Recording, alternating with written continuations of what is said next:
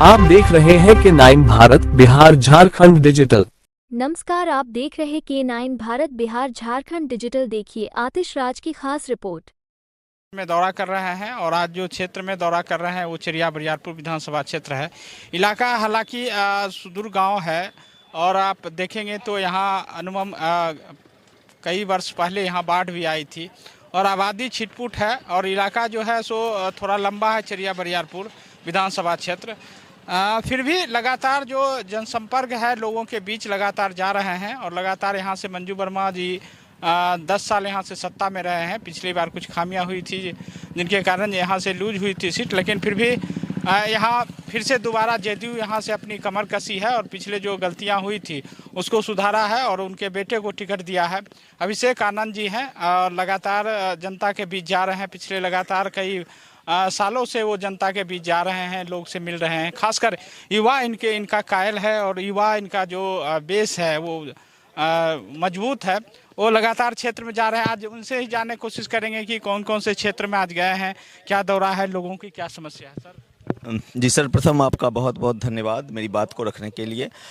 देखिए, आज मैं अपने विधानसभा के छौराही प्रखंड के 2 पंचायत, स्पेशली सहुड़ी पंचायत और मालपुर पंचायत, इस दोनों पंचायत का कंप्लीट भ्रमण किया है।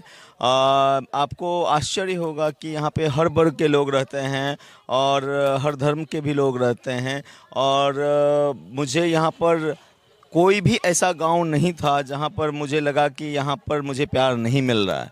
तो यहाँ पे लोग वर्ग धर्म से ऊपर उठ करके मेरे सपोर्ट में आए हैं, मेरे समर्थन में आए हैं और अपार समर्थन में आए हैं। अभी जहाँ हम लोग खड़े हुए हैं ये यदुवंशी समाज का इलाका है और यहाँ पर मुझे अपार समर्थन मिल रहा है। तो मैं बहुत ही कायल हूँ और बहुत ही प्रभावित हूँ लोगों के प्यार सम्मान से और बहुत अच्छा लग रहा है। आज किन किन इलाकों में आप दौरा किए हैं? सौरी पंचायत के सारे गांव, झराही, पूर पथार, प्राणपुरा, बाजितपुर, मालपुर पंचायत के सारे गांव, सारे वार्ड कंप्लीट, ये 2 पंचायत जो है ये कंप्लीट करके हमने दौरा किया है। और इसके बाद मेरा शाम में इकम्मा जाने का प्लान है, लेकिन चूंकि खरना का समय है तो हम विशेष डिस्टर्बेंस नहीं करना चाहते हैं, तो इसीलिए हम प्राइवेटली जाकर करके कुछ लोगों से इकम्मा में मिलेंगे। एक सवाल उठता है कि लोग, नया जनरेशन हो या पुराने जनरेशन हो, आपके परिवार को लगातार कह रहे हैं, आप जब घूम रहे हैं तो लोगों ने कहा कि मंजू वर्मा का लड़का जा रहा है, उनका पोता जी। ऑब्वियसली देखिए, मेरे माता जी की यहाँ पे अपने विधानसभा में पूरा एक पहचान है, एक छाप है और इनफैक्ट बहुत सारे लोगों की बातें आपने नहीं सुनी होगी, लेकिन बहुत सारे बुजुर्ग लोगों ने मुझे मेरे दादाजी के पोते के नाम से भी बताया। तो मेरे दादाजी की भी एक बहुत बड़ी छाप है।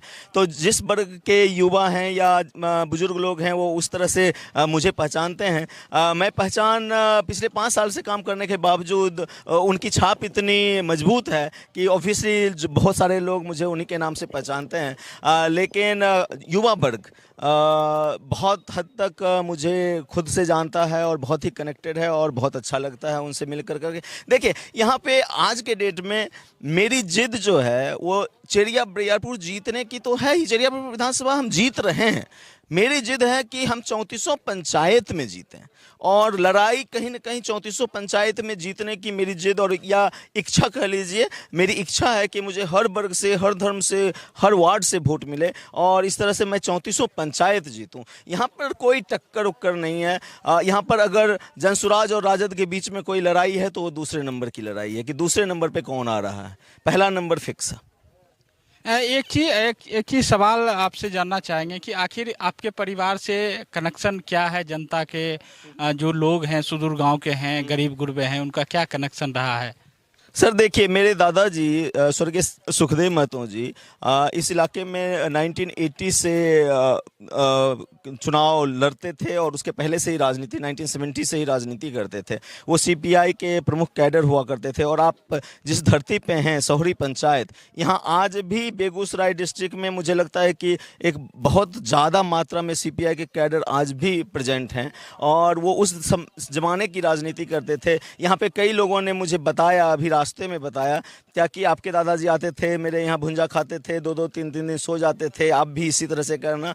मैंने प्रणाम किया और कहा कि आपकी राजनीति थोड़ी बदल गई है, लेकिन मैं कोशिश ज़रूर करूँगा कि मैं बहुत ज़्यादा कनेक्टेड रहूँ।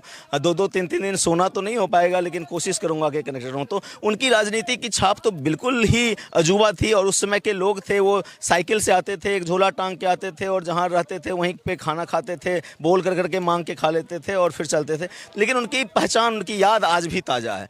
तो यही सब कारण है कि 8 चुनाव हो चुका है, ये 9वां चुनाव है मेरे परिवार के लिए। और हर चुनाव में या तो हम पहले स्थान पे रहें या दूसरे स्थान पे रहें, तो कुछ न कुछ तो बात रही है, जनता का स्नेह प्यार बना रहा है। इसके लिए कहीं न कहीं सब लोगों की मेहनत है, सब लोगों का प्यार है, विश्वास है, और मैं उसी राह पर आगे चल करके सबों का दिल जीतना चाहता हूँ। कहीं न कहीं उनकी बहुत ही अमोल छाप है, लेकिन मैं कोशिश में हूँ कि एक दिन आएगा आज से 5-10 साल के बाद, जबकि लोगों के बीच मैं भी अपनी छाप उसी मजबूती से छोड़ पाऊं कि कहीं उनकी छाप के आगे मेरी छाप बन जाए। ये कोशिश होती है, हमेशा बेहतर को बेहतरीन करने की जिद होती है।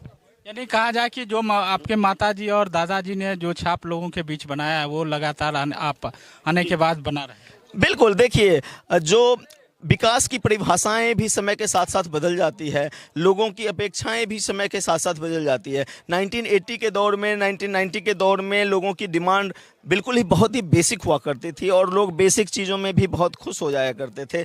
उस वक्त के राजनीति का तरीका भी बिल्कुल अलग था। गांव मोहल्ले में 2-4 प्रभावी लोगों के पास चले जाइए, उनके पास वोट बैंक होता था और फिर वो वहाँ से लोकल देख लेते थे। आज जो है जनता 1 to 1 जुड़ना चाहती है। आज युवा वर्ग किसी भी कुर्ताधारी के कहने पे वोट नहीं देता है। आप इनफैक्ट अपने पिताजी के कहने पे वोट नहीं देता है, अपनी माताजी के कहने पे वोट नहीं देता है, स्व विवेक से काम लेता है। वो अपना काम के साथ साथ वो सम्मान ढूंढ रहा है। और मैं इस बात से, चूंकि युवा हूं और कनेक्टेड हूं, मुझे इस बात की बहुत ही समझ है। तो मैं चाहता हूं कि मैं विकास तो करूं ही करूं, लेकिन उसके साथ साथ आत्मसम्मान देने में किसी की कमी नहीं करूं। हर वर्ग के लोग जुड़ रहे हैं मुझसे और हर वर्ग के युवा जाति धर्म से उठ करके, इनफैक्ट दल से भी उठ करके मुझसे जुड़ रहे हैं, क्योंकि वो मेरी बातों से, विचारों से प्रभावित हैं।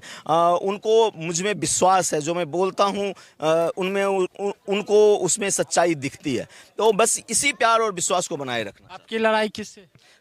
जैसा भी मैंने बोला, मेरी लड़ाई खुद से ही है। मैं जान रहा हूं कि चेरिया बरियारपुर में एनडीए जीत रही है। मैं ये नहीं कहता कि मैंने इतना काम किया इसीलिए मैं जीत रहा हूं। मैं ये कहता हूं कि मेरी मेहनत मात्र उसमें 20% है। 30% मेहनत मैं हमेशा देता हूं कि जो हमारे शीर्ष नेतृत्व हैं, जिन्होंने योग्यता को पहचाना, युवा क्लास को पहचाना और मुझ में भरोसा जताया, माननीय मुख्यमंत्री नीतीश कुमार जी हैं और भी बहुत सारे शीर्ष नेतृत्व में नेतागण हैं, और इनफैक्ट एनडीए के घटक दलों के भी कुछ नेता दलों ने भी उसमें सहयोग दिया।